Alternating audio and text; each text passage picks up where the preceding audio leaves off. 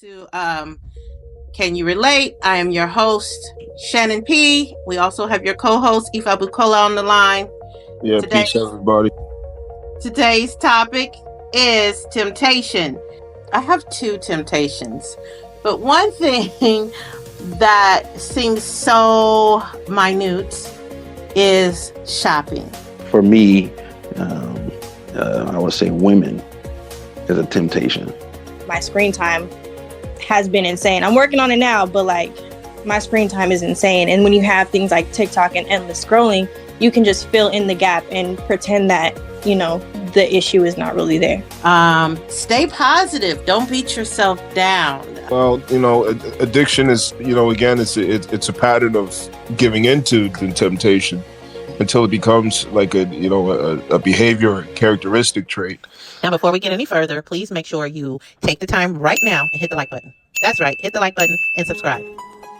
First of all, we want to make sure we are all on the same page of temptation and the definition of temptation and what it is. Okay. Being tempted. Okay. How would you define temptation? Let me ask someone who wants to volunteer and tell me, how would you define temptation?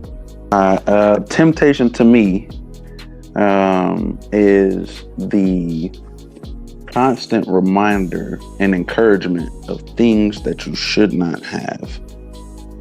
Like, I'm not tempted by good things. I'm not tempted by things I'm supposed to have. Like, I'm not tempted when I see toothpaste, like, oh man, I probably shouldn't brush my teeth. Like, it's just things that you probably shouldn't indulge in, like drugs or for me, I would say women is a temptation. Mm-hmm. And it's not necessarily because there are just women everywhere. It's because of the women that are pursuing me.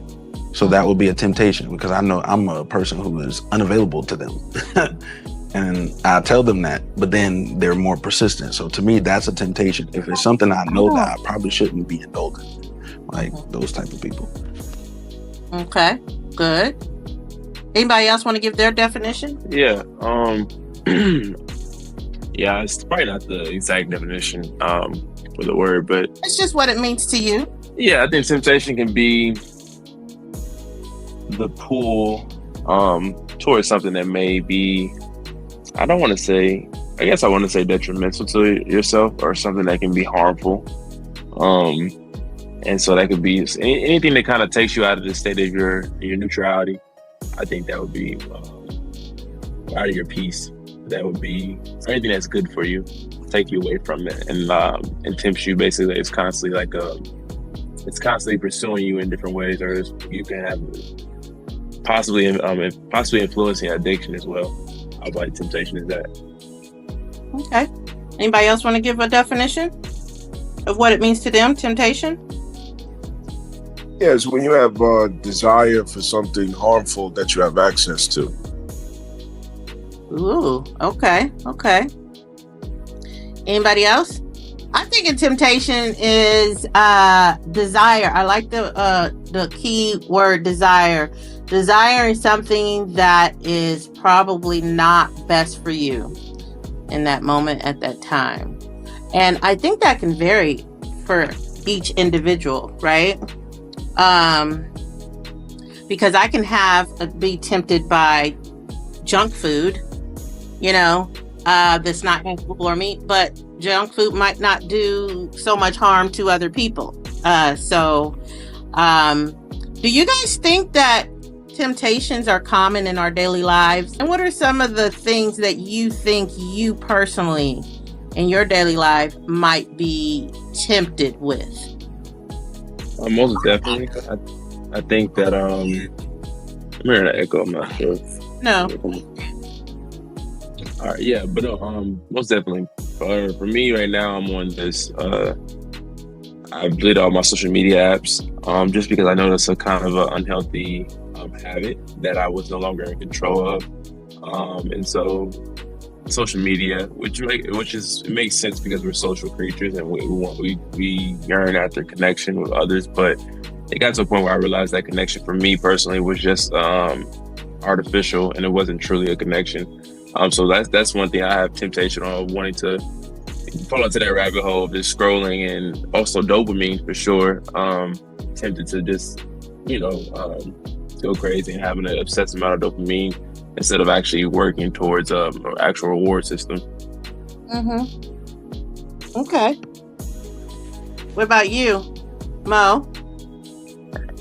I do think it's common in our daily lives.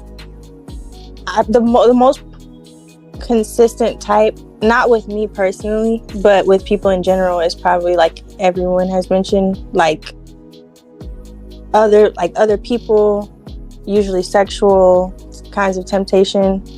And then I also think there's like another perspective of temptation, which is just like laziness and gluttony. Just like that's what affects me the most, like temptation to just not pursue things, like the like temptation almost like from like a lack perspective.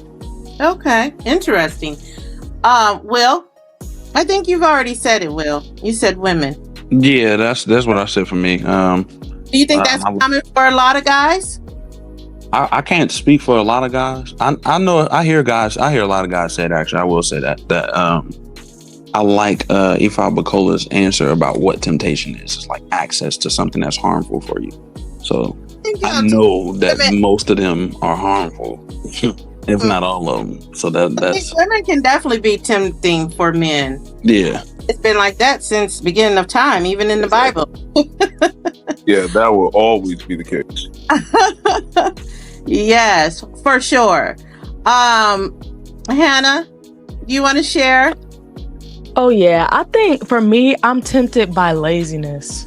Like just doing nothing. That's a constant temptation for me because it's so many outlets that I have, and I have this life that's always like I'm constantly moving and I'm constantly doing things, and being able to relax, there's nothing wrong with that, but the overindulgence of it is something that could be harmful for me because I'm needed in a lot of different areas of my life, of being a wife and being a mother and taking care of things around the home, and just so many different avenues of life with business and work and friends and family. I'm needed in a lot of different areas. And so if I kick my feet up for a little bit too long and it starts to feel a little bit too good, I could overindulge in it, and then it can lead to just a downward spiral of just things falling apart in my life that I've took so much time to put together.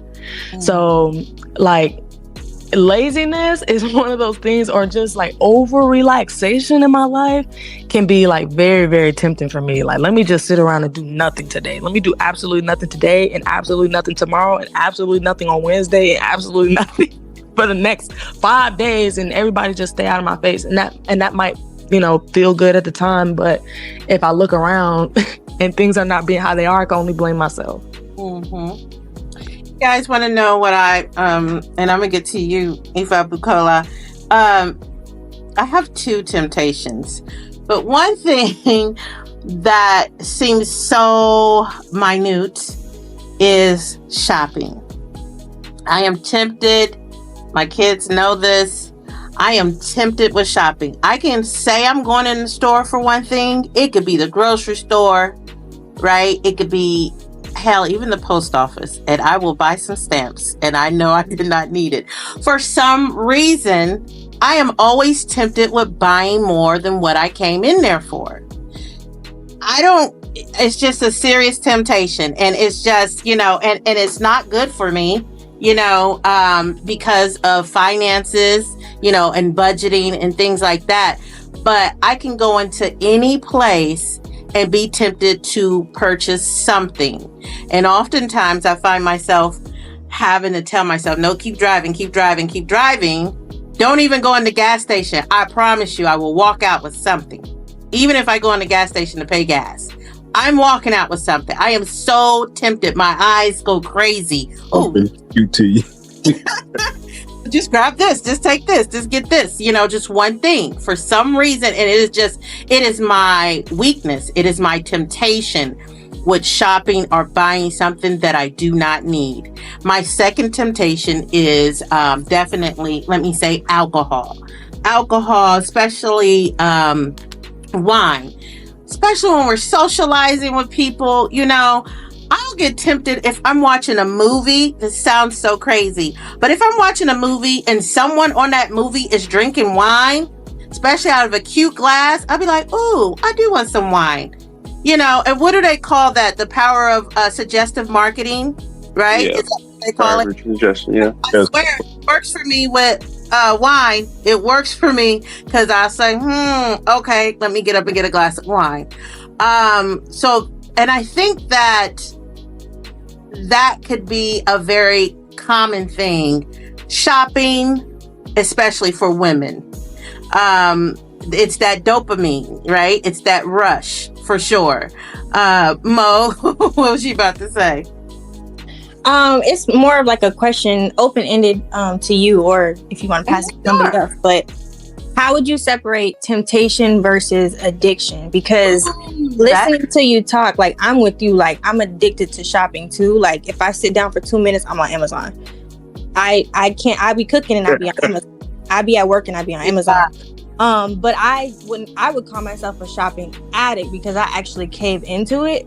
It's not necessarily a temptation to me because I give into it every single time. So I'm just curious, like, would you separate the two? Like, what makes it a temptation? Oh, I like that question. Ifa Bukola, I want you to answer that. Make that plain. Well, if you have an addiction, it's just a pattern, of giving into the temptations to where it becomes a characteristic trait. Okay. And then No, I like that. I definitely have dealt with a few addictions, and I think a lot of the average people deal with addictions that they're not aware of or don't want to even own up to, especially ones that they may feel more ashamed of. I mean, some people can feel like they can own up to, like, shopping, obviously. And some people maybe not, but I think that's more easier to own up to than when it comes to maybe an addiction to drinking or to smoking or to something that's not accepted by the masses. It's unorthodox. No, there's some people that will not admit and own up to it. There's some people that hide it. There was times that I have hid my, bags, shopping bags and everything because I felt guilty with having so much. I felt guilty with going in and coming back out with what I knew I was not supposed to. I felt guilty because I knew I didn't have the money, and whoever about to see me, when I get home, knew I didn't have the money. And I'm walking in with something. So I think that some people can give it into that. But I wanted to make sure I understood you, Ifa Bukola. You said an addiction is a pattern of. Say that again, because I'm trying to write that down for my notes, and I'm going to put that on the sticky on my mirror so I can see that every day. Would you say the difference of addiction and temptation is? Well, addiction is, again, it's a pattern of giving into the temptation until it becomes like a behavior, characteristic trait. And temptation in and of itself, that's a constant, for all of us, every one of us. It's a constant, the things that you described that, I could describe, probably more than that. We all have temptations. And, the addictions are usually things that are co-related, to some other emotional struggles or challenges, But temptations, they're just neutral, possibly unrelated opportunities to take upon what you desire. But, it could be an inconvenience for you if you take upon it. Mm-hmm. What about you personally? Do you have any temptations? I definitely have temptations. I have a lot of temptations. Take a few. For example, okay. In my day-to-day schedule, I won't make it if I'm not disciplined, if I'm not right on time, right on the hour. I have to schedule everything exact. I have to really overcome, wanting to give myself comfort, wanting to give myself ease. Relax a little bit, just like the young lady was just explaining. But if I give in to that, I'll throw everything away. I won't be able to be the person that I am, if I give into it. So I recognize over the years that I'm weighing out value, like what's more valuable to me, to give myself this, relaxation that's really tempting, or to stick to the line, to the number. And sticking to the number allows me to show up as the person that I really want to be, So there's that temptation. And then there's the temptation of like foods, I go to the gym every day, 5 days a week, right after work, and if I give in to certain foods in my diet, I blow my progress. What good is it to be going to the gym all the time and I'm erasing or subtracting, my effort, that I'm utilizing at the gym, So that's another one. Another one, I've always had a struggle with women.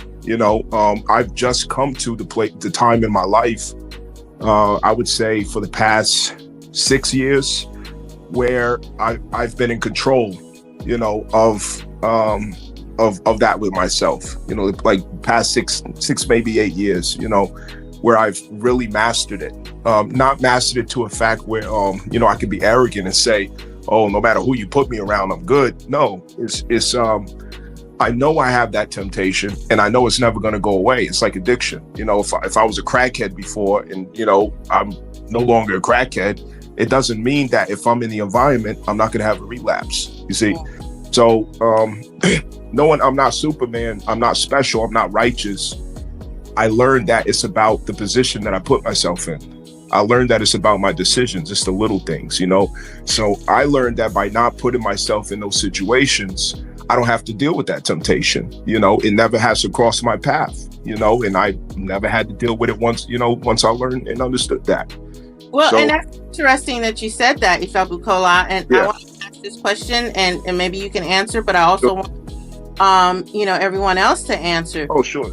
Do you think that the availability of things like social media, how easy it is to access, or food, or shopping, or women, the availability to it, the access to it, makes the temptation harder to resist? Oh God, yeah, that's part of the marketing scheme.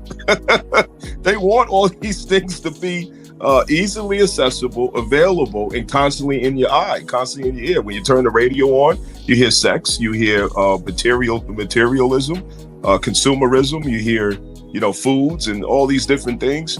All these temptations are being pushed in your ears, pushed in your eyes. You can't get a break. Everywhere you go to, like you said, you go to the gas station, some woman is guaranteed to be dressed a certain way that you really like, but you shouldn't look, say that and bam, there it is. You're trying to be a good boy and bam, it's right in front of your face, So it everywhere you go, it's temptation, but it's part of the marketing scheme. That's what gets people, to go in their pockets and spend money and, things like that. And I ask that because I know one of the things that I have been trying to do, and this is me being an open book, the availability. I tell myself, in order for me not to drink, then I can't have any alcohol in my house, right? Because if it's there, it's easily accessible, then I'm going to do it. Anybody else feel that way? And it don't have to be. I do. I definitely used to be. Actually, I think it's like a thin line between addiction and temptation, though, because sometimes I feel like with temptation, it's not that strong of a temptation to make you always fold. But if you're always folding, I think it ends up becoming an addiction, because like his explanation of temptation, it's just a pattern. So once it becomes a pattern, I think it officially crosses over to addiction, which we don't typically diagnose ourselves with that because we feel like it looks a certain way, but honestly it is what it is, the fact. So I definitely used to have an addiction with alcohol, and I'm just now actually getting over that hump to the point where I'm like, okay, now I was at that point where I couldn't have it around me, I couldn't have the accessibility, but now I'm at the point where now I can be around those other people drinking and still make that conscious decision, but it's definitely a conscious decision each time to say I'm good or no, I'm straight. Like I'd rather not. I'm not like it's just naturally there, and I'm not actually consciously making an intentional decision. Yeah, I tell you, the accessibility and availability of social media because it's right there. And, you know, you can access it on any type of smart device, from a smartwatch to a phone, a tablet, you know, hell, now even TV, your smart TVs. I think that having it so easily accessible, because, you know, probably only Ifa Bukola and I can attest to this. Back in the day when it was dial up and you had to go to the library to access it. Or, you know, you had to have that little time to get on the internet. You know what I'm saying? There's no addiction because it took too long to access it. It was just, you know what I'm saying? It wasn't on MySpace and Black Planet or something like that. Exactly. There people were not as easily tempted because we didn't have easy access to it. But with social media just being right there, you know, and you're peering into everybody's lives and things like that. Oh, it's very tempting to just sit on it all day and scroll. Anybody know what I'm talking about? Anybody can attest to that? Oh, absolutely. Matter of fact, you know what? While you're at it, I was in my very early teens when, I still remember the time when content or footage where women were like just, you know, explicitly dressed and things like that. It was like taboo, you know, to see something like that, you know, on the internet or magazine or whatever. You would have to get the girly magazines to see stuff like that, you know, or the hip hop XX, what is it, XXL, or you know, stuff like that. I mean, you had to wait for exclusive, you know, opportunities, you know, to even see things like that, you know. So these days, everything is so easily and instantly accessible, and it also reduces the value of every experience, you know, because of that. Yeah. What role, William? What role do you think? And actually, let me ask Mo and Hannah this, because you both said boredom. You both said, just not doing something, procrastinating. What role do you think stress or boredom or any other type of emotional, you know, struggles play a role in giving into temptation? Yeah, so stress definitely plays a part in giving into temptation.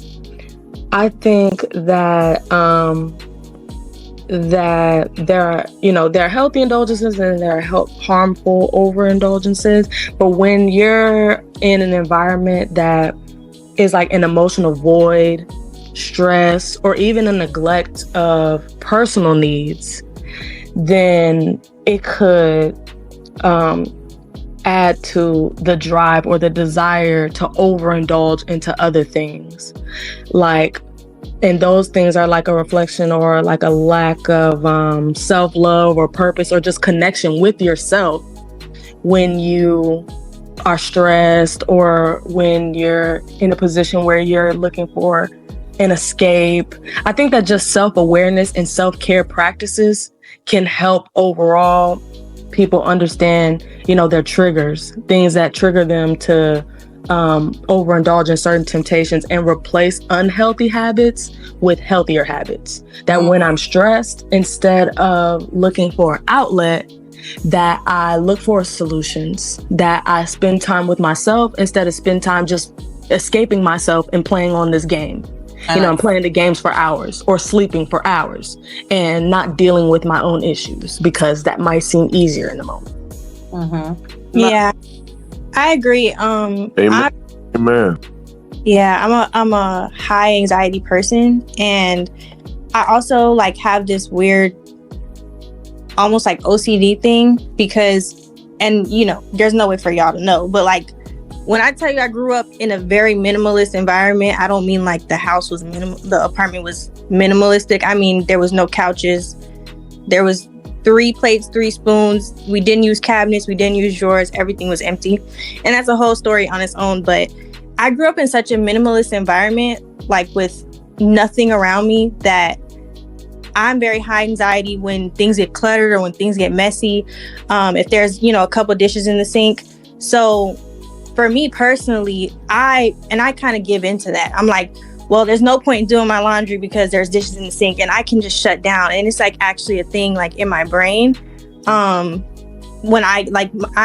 yes, to answer that question, like I know that emotions, anxiety, stress can definitely trigger it. And most of the time I end up giving into it.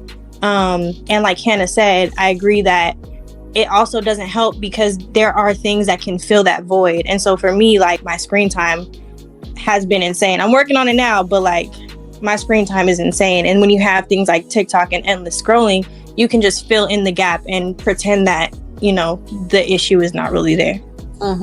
Boredom for me. Boredom could make me just sit there on social media a lot or watching TV a lot.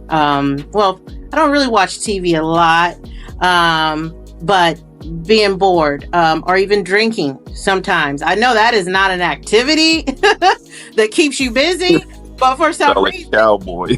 Yeah, man, sister. boredom could it's like, hey, might as well drink, I'm bored, so boredom could definitely be it. Do you guys think that, or let me ask this question, why do you think it's hard, okay, and don't use the word addiction, why do you think it's hard for people to stop overindulging once they've started? And prime example, TV watching. Once I've started, whenever I do, because people that know me, I don't really watch a lot of TV. But when I do, I am binge watching whatever it is, whatever series I done pulled up. It seems like once I get into it, it's so hard to back away in that moment. Dopamine. Yeah, you too, Mo? Exactly, dopamine. Dopamine. Yeah. It's for sure dopamine. Okay. Will, you had your hand up? Yeah, I think not just dopamine. I think also once you've built up a reliance on a thing, then it's difficult to trust that something else is going to come and give you that same or similar type of comfort. That's what I would say for me, at least. That is, once you find that vice or that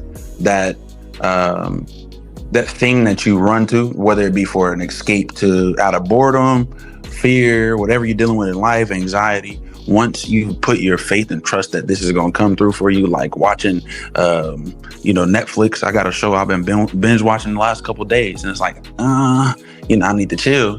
And, now that you're saying something, I know I really need to chill. But it's like, once you build that trust in this thing, you put trust that this is going to come there for you, even if it's not a consensual or a verbal thing or a conscious thing, that it's going to be difficult to unravel that reliance on this to come help you to escape. I also think that a part of it is just simply routine. Like, it's hard to break a habit because it's something that you're consistently used to doing and it fits in your schedule. So it doesn't seem like it's something you have to go out of your way to do. Like we talked about earlier, convenience and things being easily accessible. They're not just easily accessible. You have made them accessible in your life and in your schedule. Every time you're about to go to bed, you're about to open that laptop and turn this on because you've been doing it for so long. It feels natural. Every time you get in the car, you turn on this type of music. Every time you pass by that Chick-fil-A, you go and you stop there because you got time. Because you leave the house every day for work and you are 20 minutes early and you got time to stop at that Chick-fil-A and get that breakfast sandwich. It's schedule. Yeah. It fits and it's habitual. Ifa Bukola, one of the things you had said was for yourself, discipline. Do you think that people having a lack of discipline makes it hard for them to stop overindulging once they've got started? I definitely think discipline is always going to play a factor to regain a sense of control and empowerment.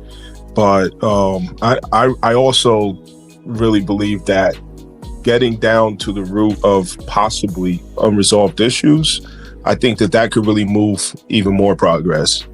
I remember there was a time like where I had a drinking problem many years. It was 2000 or 2001 or something, like, no, 2000, when I had gotten divorced.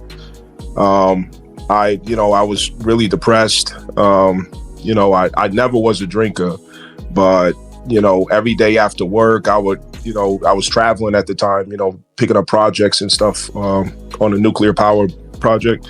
And I would get back to, my place, and I would always have a 6-pack, right? It started out with me having 2 tall boys, you know what I mean? Like 2 tall boys.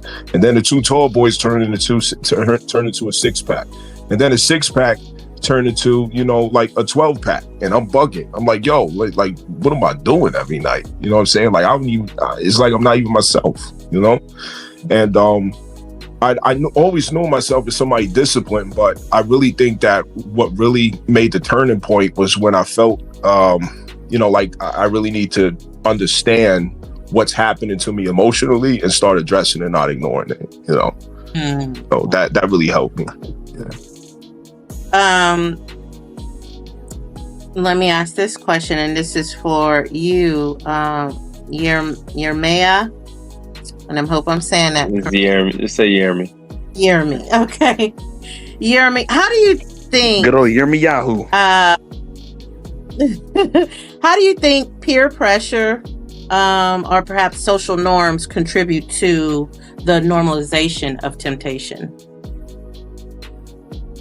How do I think it? Or how do you think peer pressure or social norms contribute to normalizing temptation? I think, I don't know about right now, but I guess I have a scenario. I mean, like I said, I had a problem with drinking, and just recently when I went out, I was on the way heading out. They asked me to pull up, and when I got on the way there, I already had in my mind what I wasn't gonna do, and I was gonna play it smooth, be cool. I get in there, and they're like, "Yo, we got your favorite bottle of liquor." I'm like, "Dang." They got the biggest one. They told me it's the special one I love. It's the biggest one. I've never seen a bottle that big for that specific brand. I'm like, wow. And so it was like them pushing it, which then later on, they didn't know that I wasn't. I didn't take a drink or whatever, but they didn't realize I wasn't drinking. So they ended up ironically bringing up that some of them was thinking about stopping or haven't drunk this whole year, which has been like 2 weeks, but saying they haven't been drinking or whatever. But then 30 minutes later, I see him pouring the cup up. So I was like, see, like, yeah. So that's an example of how peer pressure can go. Like people were just so caught up in their ways, it's habitual. Like Hannah was saying, it's habit. And I feel like to the point where it's normal, it's normalized. So honestly, I don't think that people are trying to, like, in a negative way, like, peer pressure you to be into their misery, but essentially they are doing it subconsciously. Mm-hmm. I think that peer pressure is definitely common, and societal norms definitely contribute. Because let's face it, even with drinking, you look at commercials. Have you ever seen a commercial that promotes alcohol for a single person? It's always a group. They're having a good time, right? They're partying, they're celebrating. Cheers. You're drinking alcohol. Even with tempting with food, it's always food commercials, fast food commercials, and they got it looking so juicy, and the burger beef look like it got, and so, but that's a cultural norm to have food commercials here in America, at least, So I definitely think that the cultural norms can also contribute to the normalization of temptation. But here's an interesting question. Do you think certain cultures or communities are more prone to certain types of temptation? And if so, why?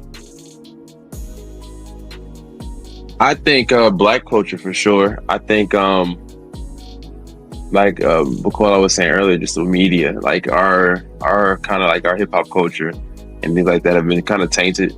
I don't believe it really started the way it is now. It's got definitely tainted with drugs, alcohol, women, lust, things in that way. And it's like almost you can't escape it. They almost try to make it seem like it's just a part of the culture in general as us as Black people, and that's not necessarily true. So that's something you just definitely can't escape.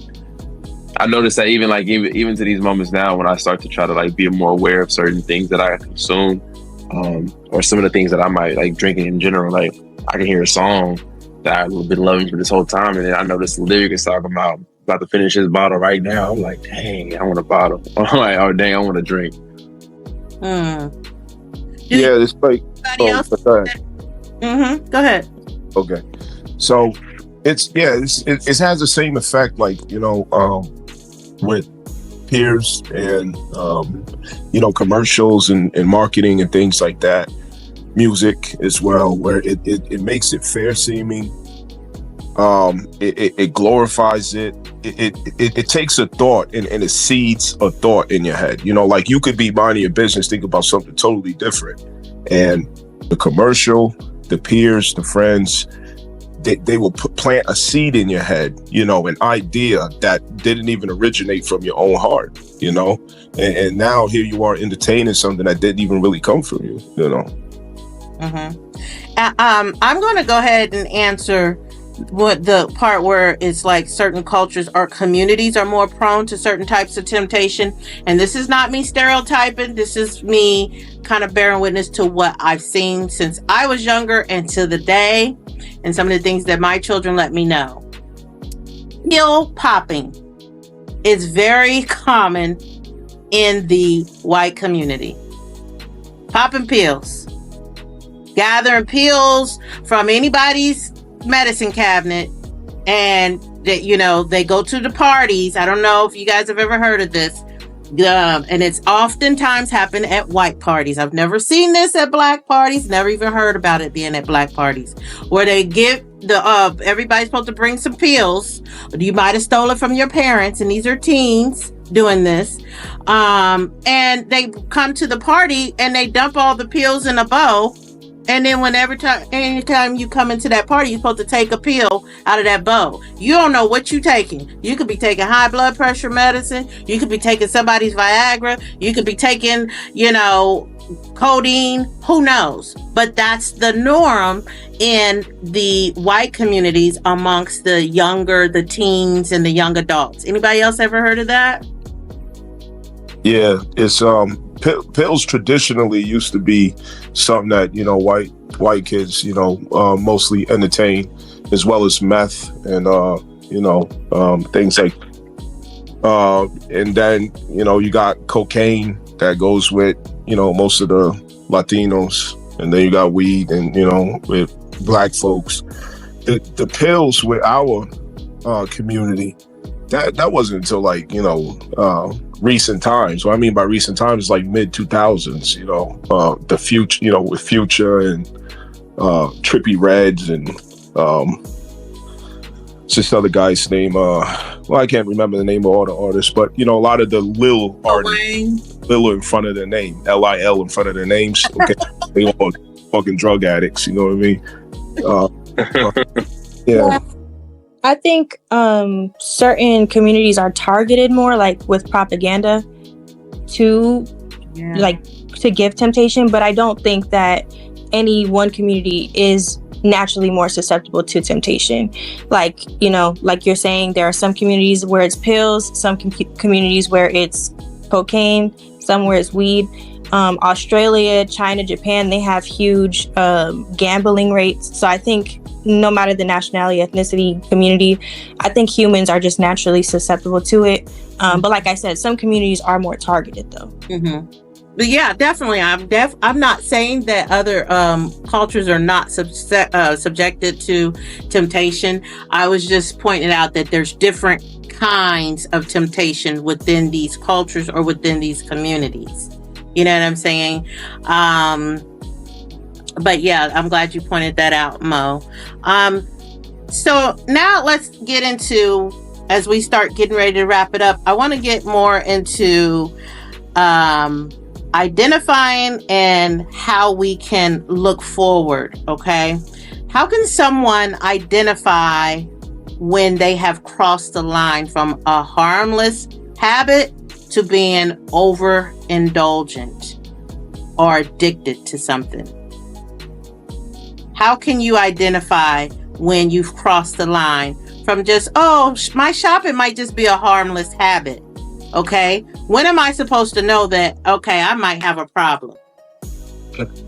I would think that when it starts to jeopardize things that your foundation on things, like when you know that it's an absolute must that you do something and you're willing to sacrifice necessities and essential parts of your day or essential things that your process or about yourself for. Mm-hmm. I completely agree. If when it starts to come at a detriment of other things, that's when you know it's a problem. If I'm having an Amazon shopping addiction, but then I'm budgeting, trying to figure out how I'm gonna, make something else shake, then I have a problem. And Mo, I seen on the news, and this is real true story. This woman had an Amazon shopping addiction, so much so she couldn't even fit her packages all in her house. She had them all on her front porch and in her yard. Yeah, mine ain't that bad. Right. But God knows who I would be if I had that kind of money, though. And also she lost her husband. Her husband divorced her because she had that addiction to shopping on Amazon, and she was just spending the family's money. And I think that's, like you guys said, when it starts to affect your foundation or other things, if I'm over shopping for unnecessary things, and then now I don't have the money to pay my bills, right? My lights is getting cut off, or my car is getting repoed or whatever, because I done spent the money I was supposed to cover down for my necessities and my foundation, to just keep shopping for unnecessary things, right? For sure. Yeah. What are some practical strategies? Because we want to help people out there. We want to help ourselves.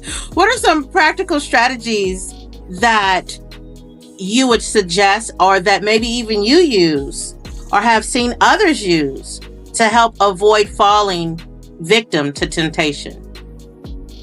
You mentioned one earlier, which is or I think it was you, someone on the call mentioned, like, keeping it out of sight, out of mind, like keep making sure not to keep it in your space, or surround yourself with it. So like for me, one thing I try not to give into is like sweets and sugar.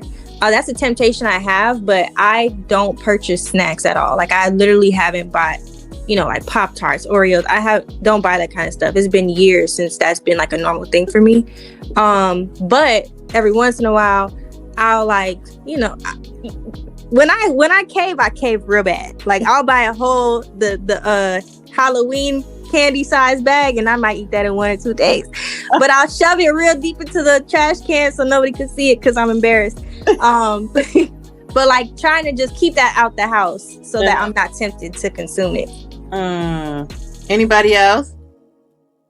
Yeah, I would say I like what Mo said, like out of sight, out of mind, but also be willing to be vulnerable with someone else. Like tell someone what your struggle is, because you never know, they may have struggled in the same way. Like if someone who struggled with sweets or struggled with whatever, social media, I know I struggled real bad with social media to the point I had to delete it. Like I would scroll like for a long time, just scroll. I wouldn't even be watching videos, and I had somebody else in my corner that was like, man, like, I just don't have it at all for that reason. Like I had to delete it. It was that bad. I'm like, dang, I don't want to delete it. But because I talked to him, he gave me a new idea. So just being vulnerable, talking to someone about your problem. An accountability partner. Yeah, for sure. Year May? I think, definitely accountability partner. I think also being honest with yourself. That it is a problem, because a lot of times we try to think like downplay it or make it seem like it's not that bad. Definitely being honest, but then also I would say it depends on how bad it is, but I feel like if you're already thinking that you have an issue, then it's pretty bad. Like, I feel like if it wasn't that bad, you would have fixed it before it got to the point where you're starting to have to like wonder if you have a problem. But yeah, no, I would say that like cold turkey, people be thinking they can just limit it a lot, but based on my experience, I realized cold turkey is best. Just so you then like slowly build up a tolerance. if that, if depending on the severity of it. But definitely cold turkey, because just to kind of find the alternative for whatever that was. Maybe it's dopamine you're looking for. Maybe it's whatever you get from that addiction or from that temptation. Cold turkey, and so you can be able to find an alternative situation, an alternative option that satisfies you just as much, but it's not at a detriment, or it's actually probably more positive or more good for you. I like that. I think another thing too to add on to that would be like you said, cold turkey is good, and then developing like hobbies or passions that align with your personal growth. Yeah. Instead of ones that take away from your personal growth, like just being more open-minded about other things that you could do to occupy your time. Like noticing where if it's things that you used to do that you don't do so much anymore. Like for me, it's like painting and drawing. Like I'm very artistic and very creative, and like it used to be a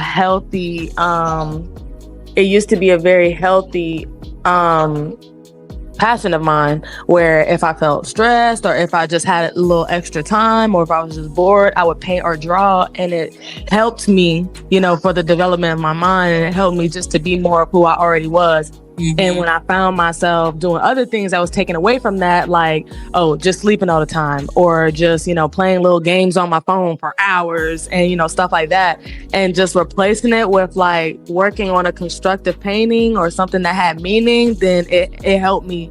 Because I've definitely gone cold turkey with a lot of things like recreational drugs, like smoking weed. I remember when I first quit, I went completely cold turkey. Like I just stopped smoking altogether. And I was just like, dang, like I got all this time. Like I would spend so much time like participating when I get off of work, and I got all this time, and it's like, now what am I going to do with all this time? And I found healthy outlets to replace it with after going cold turkey. I like that. And one of the things I've seen some people do, one of the things that I know I've done, I like that cold turkey, and I've done that before. I used to smoke cigarettes a long time ago in college, and one of the things I did was I was just driving one day, and I just threw a whole brand new pack out the window, and I was like, I'm done. I gotta be extreme with myself, and even with drinking. And I have done this, and oftentimes this worked for me, but it's not long lived, but it does work, because I'm a person, I hate waste. I hate waste. I don't like wasting nothing.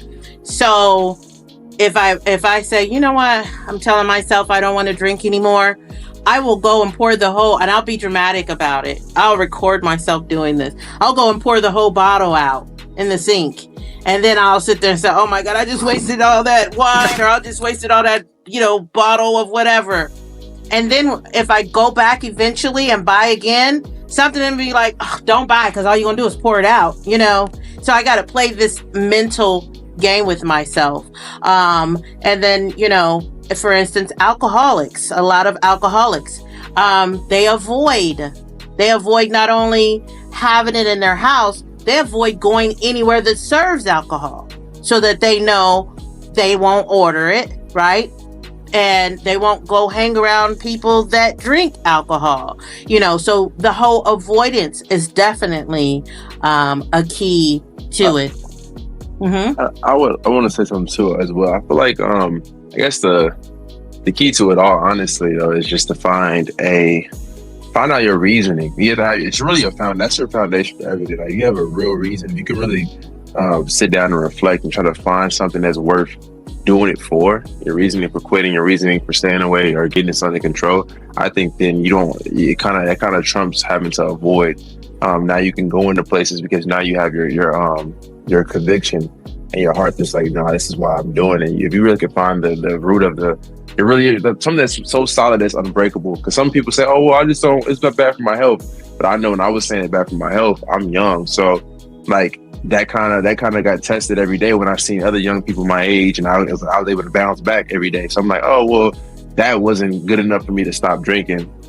And so it's really kind of finding like your foundation, your purpose, your ikigai, when it comes to why you want to stop or stop whatever it is you're doing, and how is it affecting you, and really just kind of like having that whole mission statement for yourself. I Well, agree. because you're young, don't mean alcohol is not affecting you. It might not have Right, any right. But it got term tested every time. exactly. Yeah, I just want to add prayer and meditation. Oh, Like Jay is saying, like it's oftentimes you have to get to the root cause. And I mean, we mentioned at the beginning of this conversation that temptation is, we're all defining it, that it's usually to your detriment. So, you know, it's probably something you have to go within to figure out. And so I think prayer and meditation is also like a big key. Mm-hmm. And I think it was you, Yerme, who said, or you find the reasons why. I learned this from a life coach that I had before, who taught us to find our reasons why, you know, you want to be successful, or your reasons why you want to keep pushing and going forward every day. And my reasons was my family, my children. So I would have, you know, I have my I have on a sticky note on my computer that says, you know, my kids, and then I put my reasons why, you know. So it helps to motivate me. Don't give up, keep going, you know, don't sit here and just keep scrolling when I know I got to be working, because in the end, if I don't make it happen, there's other people dependent on me. And so finding your reasons why and keeping that in front of you daily. Right. How important is self-awareness, Ifa Bukola? How important is self-awareness and accountability in resisting temptation? I believe that's everything, because it helps us to come up with obedience. Like it says in the Bible, learn he obedience through the things that he suffered. So when we suffer certain things, it tells us exactly where we need to concentrate our obedience at, because when there's no obedience, then the price is sacrifice somewhere, you know. Mm-hmm. You're choosing between the two, obedience now or sacrifice later, you know. I like that. So, and wrapping it up, my last question. What, and I want everybody to speak, and I'll just call your name, okay? What advice would you give someone who feels like they've already fallen victim to temptation and don't know how to get out of it? Mo? I would say just don't feel defeated. Don't feel judged, because there's not a person you can go to about this who hasn't been there before. And I would refer to something Will mentioned earlier, which is to be vulnerable. Something you mentioned, which is self-awareness, being honest with yourself.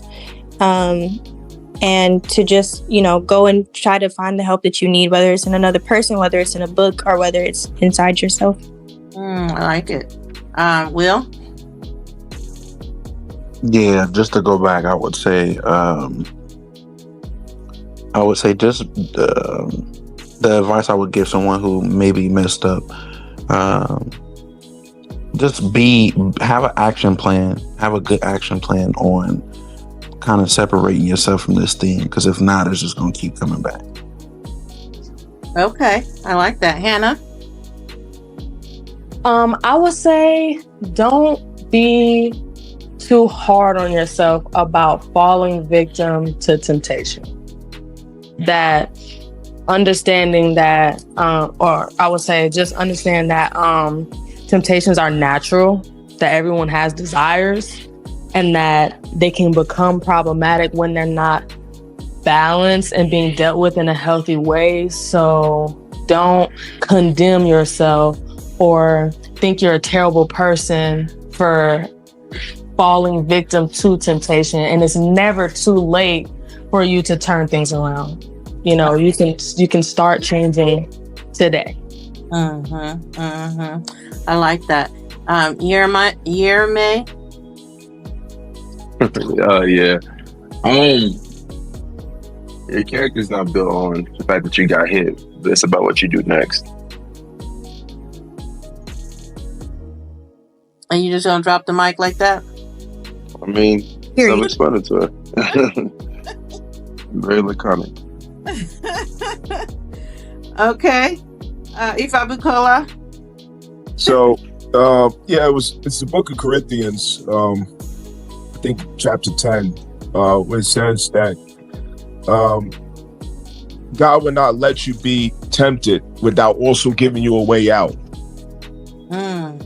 So it comes in pairs. Temptation and the way out comes in pairs.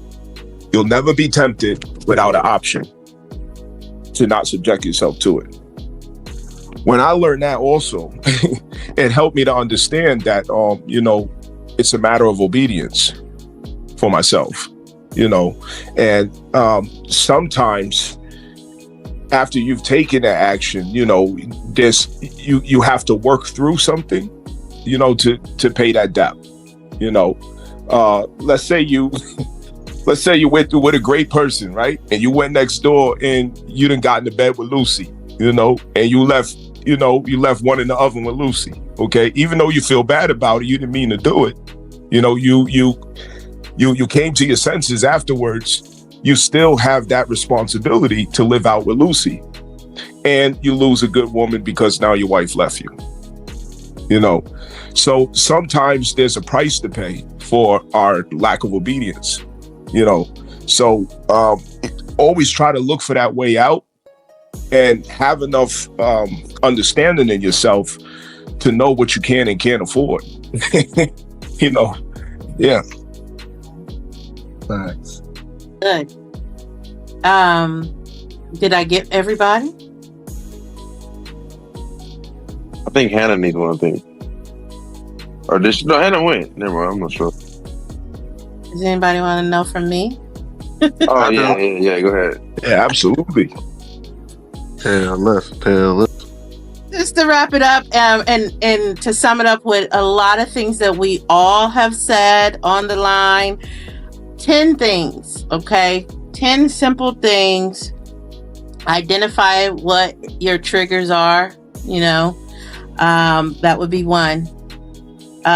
Set clear goals for yourself. I know Mo said practice mindfulness, meditating, and just actually being conscious of your actions. Sometimes we do things out of habit and we don't even realize, oh shoot, I got a bottle in my hand. Or oh shoot, I done overspent. Or, oh dang, I done been online, for 3 hours and I was only supposed to do 30. So practice mindfulness. Definitely seek support, as all of us have, agreed. Finding you an accountability partner. Avoid temptation, as I said before. If it's tempting, if sugar and sweets, as Mo spoke of, or alcohol is tempting, avoid it. Keep it out of your house. Don't go where you're going to have easy access to it, right? Develop healthy alternatives would be number 6. You like sweets so bad. Okay, well, let's find something that has agave, or, that uses dates for a sweet substitute. Find healthy alternatives. Alcohol, there's non-alcohol beer until you can say, okay, I'm absolutely done, period. Stay positive. Don't beat yourself down. And you find a lot of people do that, and then it does nothing but continues to make them more depressed and stressed out because they're so down on themselves. Stay positive, okay?